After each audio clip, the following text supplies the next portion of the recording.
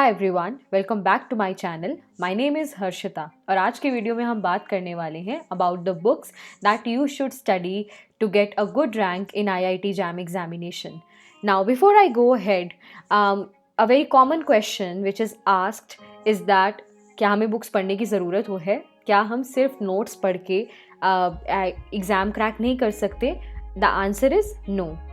आपको बुक्स पढ़ना इसलिए ज़रूरी है बिकॉज IIT JAM एक कॉम्पिटिटिव एग्जामिनेशन है जिसमें कॉन्सेप्ट्स बहुत ज़रूरी हैं in order to solve the questions, और वो कॉन्सेप्ट्स डेवलप होते हैं बुक्स पढ़ के। So it's necessary that you study books in order to crack the examination.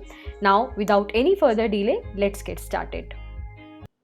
We are going to be discussing books for physical, organic and inorganic chemistry separately, and the PDF of all these books is available in the description section, so you can check that out. Now let's start with the books for physical chemistry. So physical chemistry के लिए I recommend two books.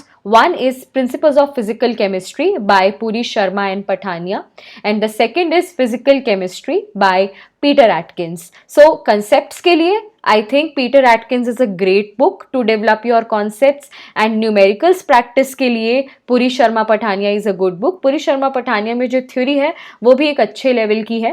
And if you will ask me कि अगर आपको कोई एक book physical chemistry के लिए bye करनी है तो मैं आपको सजेस्ट करूंगी कि पुरी शर्मा पठानिया बाय कर लो, बिकॉज ये आपको अभी तो यूज़ होगी ही, ये आपको नेट और गेट के टाइम पे भी यूज हो जाएगी. Next let's talk about organic chemistry. अब ऑर्गेनिक केमिस्ट्री में again I recommend two books. अब ये दोनों बुक्स ना ज़रूरी नहीं है पढ़नी, तो ये कैसे आप सेलेक्ट कर सकते हो कि आपको कौन सी बुक पढ़नी है?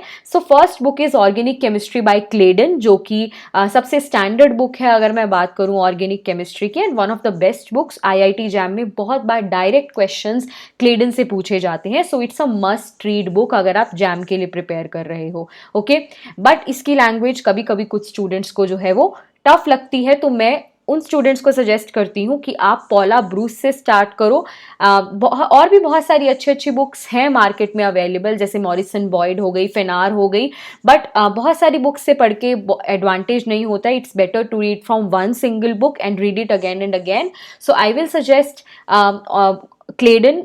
Number one, if you are not able to understand the language of Claydon, then I will recommend you कि आप ब्रूस पढ़ सकते हो और फिर ग्रेजुअली क्लेडन पढ़ सकते हो, so that you are able to understand things better. क्लेडन के बैक एक्सरसाइजेज में जो क्वेश्चंस होते हैं वो डायरेक्टली आपके एग्जाम में पूछे जा सकते हैं, और उनके सॉल्यूशंस का एक सॉल्यूशन मैनुअल भी होता है. वो सॉल्यूशन मैनुअल भी आपको PDF में अवेलेबल है, तो डिस्क्रिप्शन सेक्शन में अवेलेबल है, तो आप चेक कर सकते हो उसकी PDF भी. Now let us talk about inorganic chemistry. So inorganic chemistry में we have three different books, so you can choose to read from any of the three books. One is Principles of Structure and Reactivity by Hui. This is a very good book in terms of concepts. And then you have Indian authors की दो books हैं, Indian Ajay Coordination Chemistry by Ajay Kumar, and Organometallic और Bio Inorganic Chemistry के लिए भी आप Ajay Kumar use कर सकते हो. So these are the books for inorganic chemistry. Organic के लिए I would like to say one more thing before I go ahead.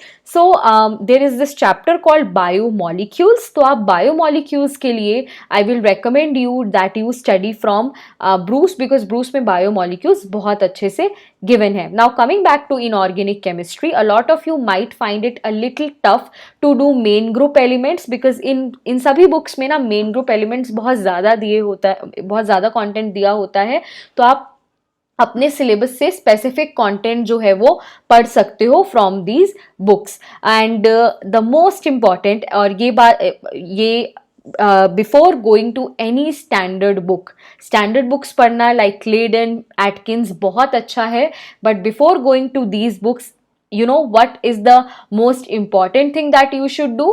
You should be very clear with the concept in your NCERT textbooks. Yes, you heard me right. NCERT textbooks जो हैं वो सब हर चीज़ की foundation है, and it is very important that you read your concepts from NCERT should be very very clear. So 11th class की दो books हैं, 12th class की दो बुक्स हैं. स्पेशली अगर आप फर्स्ट ईयर में हो अभी, और अगर आप अभी अपनी प्रिपरेशन स्टार्ट कर रहे हो, तो आई विल रिकमेंड यू कि NCERT टेक्स्ट बुक्स को अच्छे से रीड करो, बिकॉज जितने कॉन्सेप्ट एनसीईआरटी के बेटर क्लियर होंगे उतना ही ईजी होगा जो रेस्ट ऑफ जो मैंने आपको 3 बुक्स बताए, जो फिजिकल ऑर्गेनिक और इनऑर्गेनिक की बुक्स बताई हैं, उनमें से कंसेप्ट्स को समझना। स्पेशली जो मेन ग्रुप है, मतलब एस और पी ब्लॉक जो है, वो 11th और 12th की एनसीईआरटी से पढ़ना बहुत जरूरी है, बिकॉज डायरेक्ट क्वेश्चंस एनसीईआरटी से जैम में भी आ जाते हैं। So it's very very important to read these textbooks before you go to any other physical, organic and inorganic chemistry book. So this is all for this video, guys. Thank you so much. If you have any questions on specific things, let me know in the comment section. Also, please don't forget to share and the video with your friends and anyone who you know who can be benefited from the video. So share, like, share and subscribe this video, and I will see you in a video very very soon.